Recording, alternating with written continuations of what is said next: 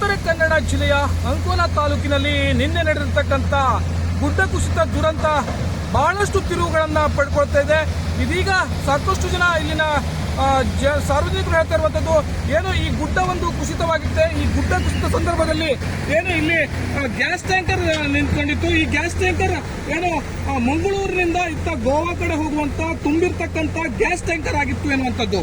ಆದ್ರೆ ಈ ಗುಡ್ಡ ಕುಸಿತದ ಸಂದರ್ಭದಲ್ಲಿ ಆ ಗ್ಯಾಸ್ ಟ್ಯಾಂಕರ್ ಇಲ್ಲಿ ಏನು ಪಕ್ಕದಲ್ಲಿ ಗಂಗಾವಳಿ ನದಿ ಹರಿತಾ ಇದೆ. ಆ ನದಿಯಲ್ಲಿ ಬಿದ್ದಂತ ಸಂದರ್ಭದಲ್ಲಿ ಅದರ ಮೇಲ್ಗಡೆ ಹೈ ಟೆನ್ಷನ್ ಅಂತ ಏನು ಈ ಕೇಬಲ್ ಇದೆ, ಈ ವಿದ್ಯುತ್ ಕೇಬಲ್ ಇದೆ, ಅದು ನೇರವಾಗಿ ಆ ಗ್ಯಾಸ್ ಟ್ಯಾಂಕರ್ ಮೇಲೆ ಬಿದ್ದಿದೆ. ಆ ಸಂದರ್ಭದಲ್ಲಿ ಮಣ್ಣಿನ ಮತ್ತು ಕಲ್ಲು ಬಂಡೆಯ ರಭಸಕ್ಕೆ ಗ್ಯಾಸ್ ಟ್ಯಾಂಕರ್ ಸ್ಫೋಟವಾಗಿದೆ ಅನ್ನುವಂತ ಮಾಹಿತಿ ಕೂಡ ಇಲ್ಲಿನ ಸ್ಥಳೀಯರು ಈಗಾಗಲೇ ಪವರ್ ಟಿವಿಗೆ ಎಕ್ಸ್ಕ್ಲೂಸಿವ್ ಆಗಿ ಕೊಟ್ಟಿದ್ದಾರೆ. ಈ ಕಾರಣಕ್ಕಾಗಿಯೇ ಅಷ್ಟೊಂದು ದೊಡ್ಡ ಪ್ರಮಾಣದಲ್ಲಿ ಏನು ಗಂಗಾವಳಿ ತೀರದ ಇನ್ನೊಂದು ಪಕ್ಕದ ಗ್ರಾಮ ಏನು ಉಳುವರೆ ಗ್ರಾಮ ಇದೆ. ಈ ಗ್ರಾಮದ 3-4 ಸಂಪೂರ್ಣವಾಗಿ ನೆಲಸಮ ಆಗುವುದಕ್ಕೆ ಕಾರಣ ತಾವೀಗ ವಿಜುವಲ್ ಅಲ್ಲಿ ಗಮನಿಸ್ತಾ ಇದ್ರಿ.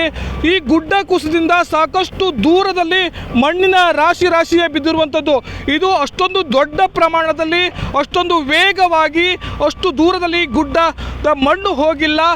ಏನಂತಂದ್ರೆ ಆ ಸಂದರ್ಭದಲ್ಲಿ ಗ್ಯಾಸ್ ಸಿಲಿಂಡರ್ ಏನು ಟ್ಯಾಂಕರ್ ಇತ್ತು ಅದು ಭಾರಿ ಪ್ರಮಾಣದಲ್ಲಿ ಸ್ಫೋಟವಾಗಿದೆ. ಆ ನೀರಿನಲ್ಲಿ ಸ್ಫೋಟವಾಗಿರತಕ್ಕಂಥ ಹಿನ್ನೆಲೆಯಲ್ಲಿ ಅದು ಸ್ಪ್ರೆಡ್ ಆಗಿಲ್ಲ, ಯಾವುದೇ ರೀತಿಯಾದಂಥ ಸ್ಪ್ರೆಡ್ ಆಗಿಲ್ಲ ಮತ್ತು ಬಹುದೊಡ್ಡ ತಪ್ಪಿದೆ ಎನ್ನುವಂಥದ್ದು ಇಲ್ಲಿಯ ಜನ ಹೇಳ್ತಾ ಇರುವಂತಲ್ಲ. ಗಂಗಾವಳಿ ತೀರದಲ್ಲಿರ್ತಕ್ಕಂಥ ಬಹಳಷ್ಟು ಜನ ಈ ಮಾತನ್ನ ಇದೀಗ ಹೇಳ್ತಾ ಇರುವಂಥದ್ದು. ಈ ಬಗ್ಗೆ ಅಧಿಕಾರಿಗಳು ಸ್ಪಷ್ಟತೆಯನ್ನು ಮಾಡಬೇಕು. ನಿಜವಾಗ್ಲೂ ಸ್ಫೋಟಗೊಂಡಿದೆಯಾ, ಸೋರಿಕೆ ಆಗ್ತಿದೆ ಅನ್ನುವಂಥದ್ದನ್ನು ಕೂಡ ಸ್ಪಷ್ಟಪಡಿಸಬೇಕಾಗಿದೆ.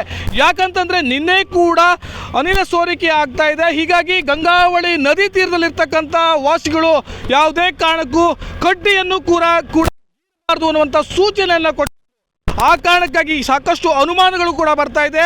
ಈ ಸಿಲಿಂಡರ್ ಸ್ಫೋಟ ಆಗಿದೆ, ಗ್ಯಾಸ್ ಟ್ಯಾಂಕ್ ಇನ್ನೊಂದು ಮಹಾ ದುರಂತ ಕೈ ತಪ್ಪಿದೆ. ಆದ್ರೆ ಇಷ್ಟೆಲ್ಲ ಇನ್ನೂ ದೊಡ್ಡ ದುರಂತಕ್ಕೆ ಗ್ಯಾಸ್ ಟ್ಯಾಂಕರ್ನ ಸ್ಫೋಟವೇ ಕಾರಣ ಅನ್ನುವಂಥದ್ದು ಸಾರ್ವಜನಿಕರಿಂದ ಕೇಳಿ ಬರ್ತಿರ್ತಕ್ಕಂಥ ಅಭಿಪ್ರಾಯ.